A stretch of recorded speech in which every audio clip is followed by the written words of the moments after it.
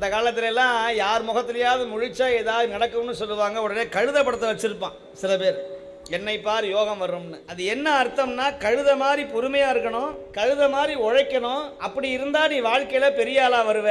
சில பேர் நரி முகத்துல முழிச்சா வரும்பா. நரிக்கு எங்க போறது? நரி படத்தை வச்சிருந்தான் கொஞ்ச நாளைக்கெல்லாம். அப்புறம் கண்திருஷ்டி கணபதினு ஒரு கணபதி போட்டோ வந்தது. இப்ப எல்லாம் அதெல்லாம் இல்ல, இதெல்லாம் ஒரு ட்ரெடிஷனல் மாதிரி அப்பப்ப வரும் போகும். அப்புறம் திடீர்னு பிள்ளையார் பால் குடிச்சார் ஒரு தடவை. அப்புறம் அதுக்கப்புறம் பிள்ளையார் பால் குடிக்கல. அப்புறம் வாராகி அம்மனுக்கு பால் கொடுத்தாங்க. என்னென்னமோ அதிசயங்கள்லாம் நடந்தது. ஆனால் 2000 வருஷமாக ஒரே அதிசயம் நம்முடைய உலகத்தில் திருமுறைகளும் திருவாசகமும் இன்று வரையிலும் நிகழ்ந்து கொண்டேதான் இருக்கிறது.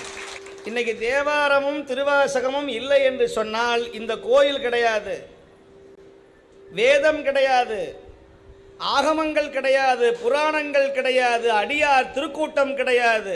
ஏன்னா அப்படி ஒரு காலம் அந்த காலம்.